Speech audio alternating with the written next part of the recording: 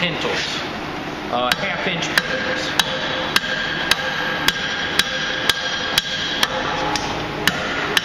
This is just like my compound, similar to my compound fuller. I don't like using the word like either. You see how when this is bent around, these two corners are going to meet when we start to weld around the pin. Here are those, and you want it to be smaller than your actual pin that you're inserting. So we'll see how this works, but I don't want to take the time to make those grips. I go to both sides of the horn because invariably the side that's out in the air, out towards this side of the horn, the outer end, is going to crease and not give you a nice smooth curve. So I can do it this way as well. That looks pretty good to me for the 3/8. I'll just use 3/8 instead of this for me. Don't all dump at once, right here.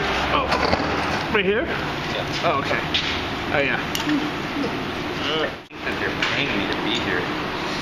Okay, so I'm putting this in the middle so it balances there. And again, I use a short one normally.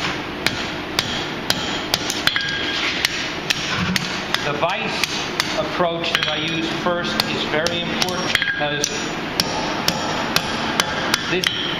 the drift has a tendency to pull away from the pin at the far end.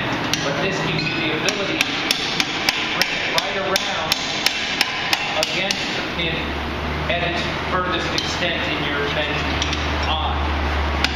I'm not keeping this tight, but I'm keeping it close to the dimension of the part here, the square shank, so that the pin has less potential for bending. If you have this wide open here and you're hammering away, your pin is going to bend. This way you're supporting it and you're not getting as much distortion.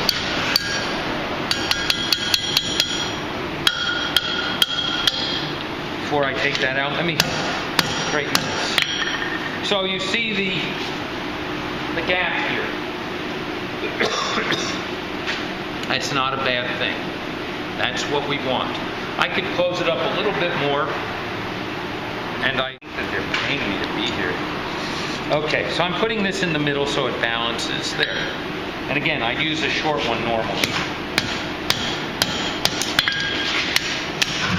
The vise approach that I use first is very important because the drift has a tendency to pull away from the pin at the far end. But this gives you the ability to bring it right around against the pin at its furthest extent in your bent eye.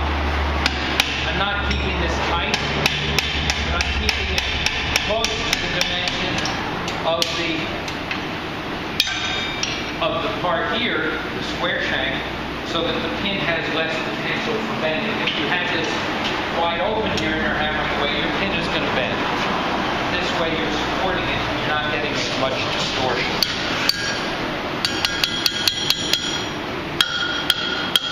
So let me do this and then I'll cut the Pintle piece. See how I have to keep it this way so that it's really at the outer part of the curve until I get it pinched tight again. Okay. This is perfect.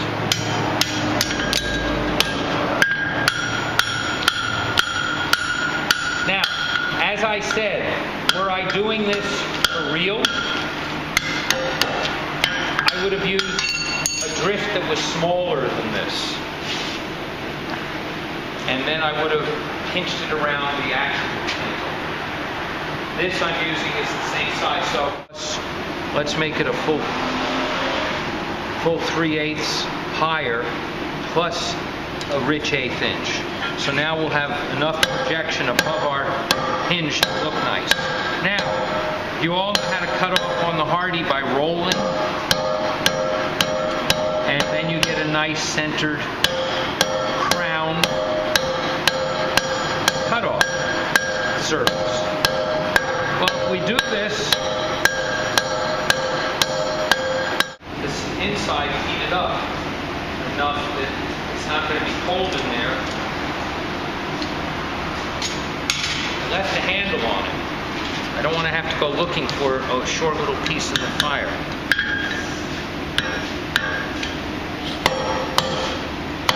And there we go. Here.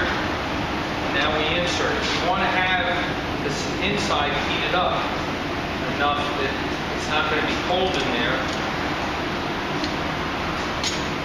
I left the handle on it. I don't want to have to go looking for a short little piece in the fire.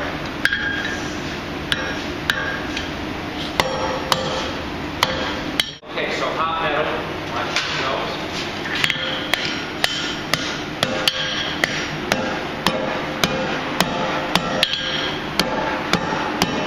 I'm not worried about closing that scarf up.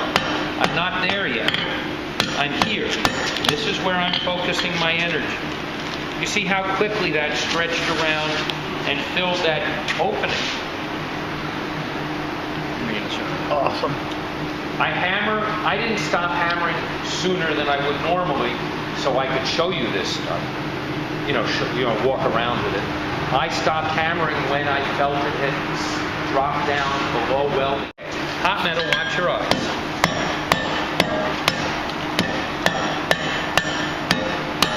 Only now am I bringing the scarf together with the standing end of it.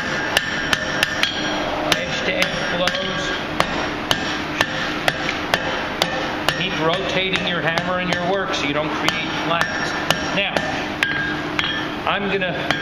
I could make this a more English style. Just flattening some pucker. I'm not doing the weld of that last little bit. It's less. I have to hit here to straighten it. Okay, looks fairly straight. That's good. You don't want it to get far out of line. I could make this a perfect circle, the profile of this end, which is how the English ones look.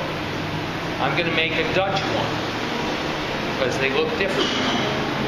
They either make them as this is starting to shape up with the shoulders here, and then 5/8 of a circle going around. You understand what I'm saying? Or they make them on the diamond.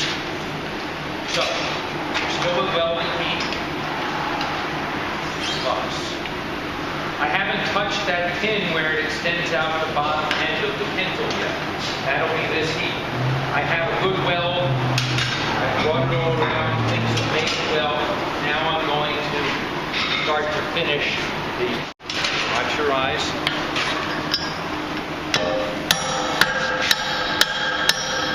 Because pull with our hammer, I'm rotating this slightly so that I don't deform the pin so much. Now again, it's bent. I'm hitting here. Hitting up above here to get the bend. I'm not hitting the pin if I can avoid it. Just gently. Look at it, make sure it's square. Now I'll finish the weld and the shaping of the end of the pin. That's a little bit of flux. Doesn't hurt. I'm going to be finishing the weld in that tail end with a scarf. It's better to weld short in linear dimension in the length than have a long weld. Weld short and draw long if you're going to be drawing it out. On fire. Yeah, I don't like poking this open as such to get a good blast because then you have a more honest blast. What are you looking for? Oh, you're listening? Oh, yeah, thank you. See, a lot of the blast now is coming out this way and not up in the center where I want it. Thank you, Derek. Well, it's Okay, hot metal. not a crazy.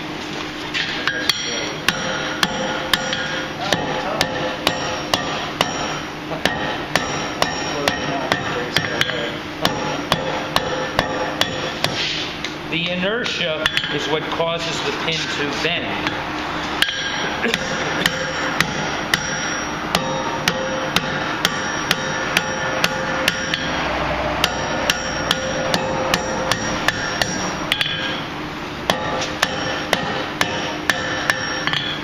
Okay.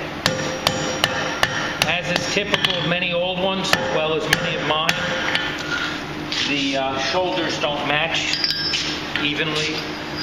Not a big deal. It's nice when they do. It's not a problem when they do.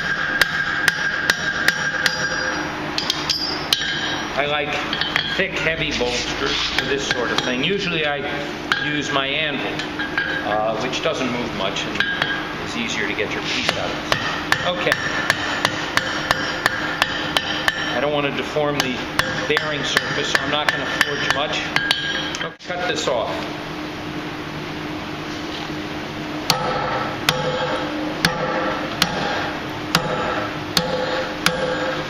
I don't hear the gas, but I know you're thinking, oh, you cut it too short, you've ruined it. Remember comfort zone? You want to be outside of your comfort zone so that it's less material than you think you need. Then it'll probably be the right amount. I use my handy dandy offset